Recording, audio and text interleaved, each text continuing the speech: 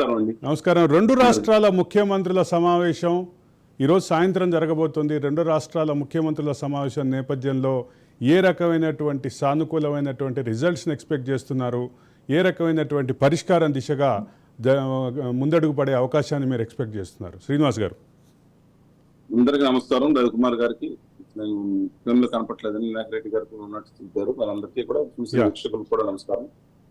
మీకు తెలిసిన నిర్ణయం సమయంలో 1996 ఎండింగ్ లో ఇందిరారెడ్డి గారు పార్టీ పెట్టినప్పటి నుంచి కూడా చాలా మంది ఇప్పుడు విషయాలు మీకు తెలుసు, చాలా మంది తెలియకపోవచ్చు. అప్పటి నుంచి కూడా ఇప్పుడు వరకు కూడా ఆ ప్రాంత కోసం వారు పోరాడుతూ ఉన్నారు. నేను ఒకటే పోరాడతాను, తీరసీమాంధ్ర ప్రాంతానికి జరుగుతున్న అన్యాయం సరిచేయాలి, తెలుగు జాతి ఒకటే ఉండాలి, అందరికి న్యాయం జరగాలి. సరే, coming back to point straight అవే.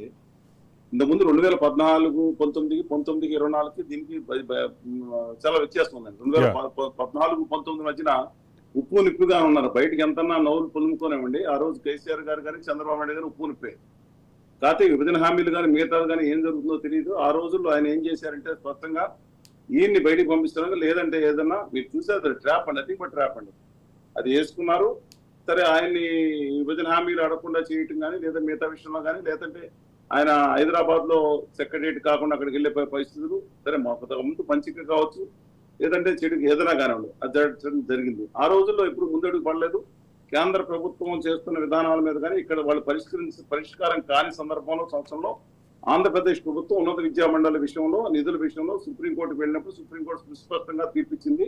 58-42% పంచుకోవాలనే విధానంతో వచ్చినప్పుడు ఆ తెలంగాణ ప్రభుత్వం దాన్ని పాటించలేదు. తర్వాత కేంద్ర ప్రభుత్వం కూడా ఆదాని గారి నేతృత్వంలో, అనధికారి నేతృత్వంలో కేంద్ర ప్రభుత్వం కూడా ఆంధ్రప్రదేశ్ కి వ్యతిరేకంగా నిర్ణయం తీసుకుని దాన్ని కోల్డ్ స్టోరేజ్ లో పడేసి మీరేదో ఒక వెటకారపు విమర్శ చేస్తున్నట్టున్నారు మీ వ్యాఖ్యానం సందర్భంగా. ఏదన్నా వెటకార విమర్శ కేంద్ర ప్రభుత్వం మనం ఏం చేస్తామంటే ఆదాని గారి నేతృత్వంలో, సూపర్ నేతృత్వం సాగుతున్న ప్రభుత్వంగానే కనపడుతుంది. నేను వస్తాను, అది కూడా పెన్నా ప్రతాప్ రెడ్డి గారు, జీవి కృష్ణారెడ్డి గారు, గద్వాల రాజా గారి విషయం, ఆ విషయం మాట్లాడతాను. మీ గోదావరి జిల్లాలో ఇందుకు కాస్త వెటకారం ఎక్కువగా మారుతుంటారు కదా శ్రీనివాస్ గారు? నేను పాలకొల్లోనే అండి, కొంచెం నీళ్లు బాగా, నేను పాలకొల్లో ఉన్నాను. సరే, ఏదో పాతకాలం వాళ్ళు కదండి. సరే, ఒకటి విషయం చెప్తున్నాను.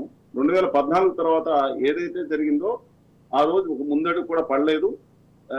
ఆంధ్రప్రదేశ్ రాష్ట్ర ప్రభుత్వం ప్రయత్నించిన తెలంగాణ ప్రభుత్వం ముందుకు రాలేదు. అక్కడ పేర్కొన్న వేదాలు ఏదైతే ఉన్నా ఉద్యోగుల విషయాల్లో నాదన కమిటీ సిఫార్లు ఏదైనా చేసుకోవడం జరగలేదు. ఈ నేపథ్యంలో 2019-24 నుంచి అలయబలై రాగానే ఆత్మీయాలు మహందారాలు వేలు వేసినట్టు ఆనందోత్సవాలు, దీపావళి పండుగ జరుపుతున్నప్పుడు ఇద్దరి మధ్యన నాటి ప్రగతి భవన్, నేటి ప్రజాభవన్ లో ఏదైతే మీరు చూశారు, ఏదైతే జరిగిందో మనం ఆ రోజు గమనించాం. చాలా అద్భుతంగా నేను అనుకున్నాను దీంట్లో సమస్య పరిష్కారం అవుతుంది, 19-20 వరకు అవుతుందని. కానీ అది వారు వన్ సైడ్ కాదు, ఒక సైడే వెళ్ళిపోయింది. ఆయన రావటం, ఆయన నా సెక్రటరియట్ కోసం నాకు నా పేరుతో నిలబడాలని అనుకుంటాను అనగానే సంతకాలు పెడతాం. దాంతోపాటు వందలాది భవనాలను అప్పచెప్పడం, నేను అప్పచెప్పడానికి కూడా తప్పట్లేదు. కానీ 5 సంవత్సరాల సమయం ఉన్నాయి మాత్రమే ఆ భవనాలు. దట్ ఆల్సో శాశ్వతంగా ఇచ్చినట్టు కూడా కొంతమంది ఆరోపణ చేస్తున్నారు, సరికాదని జగన్మోహన్ రెడ్డి గారి మీద. కానీ పెట్టే మొదలు కనీసం హక్కులు అడగటం మానేసి ఏకపక్షంగా ఇచ్చేయడం జరిగింది. అటువైపు నుంచి కనీసం కించిత్తు కూడా కేసీఆర్ గారు ఒక ఇంచు మూవైనా ఈయన 10 అడుగులు ముందుకెళ్ళి ఏమన్నా అన్నారా ఏమన్నారా మొత్తానికి చేయడం జరిగింది. ఆ తర్వాత ఎక్కాడా శ్రీనివాస లక్ష్మీహన్ గారు, మీరు పేరు ఉంటారు, ఎక్కాడా శ్రీనివాస లక్ష్మీహన్ గారు, మీరు తమిళనాడు ఆయనండి. ఎక్కాడా శ్రీనివాస లక్ష్మీహన్ గారు గవర్నర్ గారు ఉన్నారు ఒక ఆయన ఈఎస్ఎల్ నరసింహ గారు అంటారు. ఆయన ఒక దుర్మార్గమైన వ్యక్తిగా, పక్షపాత వ్యక్తిగా చాలా మంది అనుకుంటా ఉంటారు. ఆ రోజు తెలంగాణ హరీష్ రావు గారు మాట్లాడే విషయం, ఆ తర్వాత ప్రపంచవ్యాప్తంగా తీర సీమాంధ్ర ప్రాంతానికి నమ్మక ద్రోహం చేసిన వ్యక్తిగా కూడా పిలుస్తారు ఆయన. సరే, ఆయన గంటల నిమిషాల వ్యవధిలో దానికి ఆమోదించుకోం. వాట్ ఏ బ్యూటిఫుల్ గవర్నర్ అండి. సరే, ఆమోదించడం జరిగింది. ఆ తర్వాత అడుగు ముందుకు పడలేదు. రెండింటి మధ్యన వీళ్ళు లేఖ రాశారండి. వాళ్ళ సుప్రీంకోర్టు జస్టిస్ దగ్గర న్యాయమూర్తి ఏమైనా ఆంధ్రప్రదేశ్ ప్రభుత్వం 2022లో లేఖ రాసిన మాట వాస్తవం. దానికి మేము ఒప్పుకోవట్లేదని, ఇది సరైన చర్య కాదని చెప్పి తెలంగాణ ప్రభుత్వం, ఆదాని గారి నేతృత్వంలో కేంద్ర ప్రభుత్వం, ఆంధ్రప్రదేశ్ ప్రభుత్వం సుప్రీంకోర్టు మీరు మాత్రం కేంద్ర ప్రభుత్వాన్ని మోడీ ప్రభుత్వంగా గుర్తించడానికే ఇష్టపడుతున్నట్లేరు. లేదండి, అది మోదీ గారు, అదానీ గారి నేతృత్వంలో, సూపర్ నేతృత్వంలో పనిచేస్తున్న గౌరవ్ మోదీ గారు, గౌరవ్ మన ప్రధాని మనం భావించాలి కదండి. కానీ అందుకే అనేది మీకు గోదావరి నీళ్ళకి ఎటకారం వస్తుందని. సరే నేను వాళ్ళు చేసిన దుర్మార్గమైన వైఖరి ఒకటి చెప్తాను అరవింద్ గారు. యా తెలంగాణ ప్రజలు కాంగ్రెస్ పాలిస్తే ఏమైంది, ఎవరు పాలిస్తే ఏమైంది? తెలంగాణ ప్రజలు తెలుగు పెట్టిలో మనందరం సోదరులం.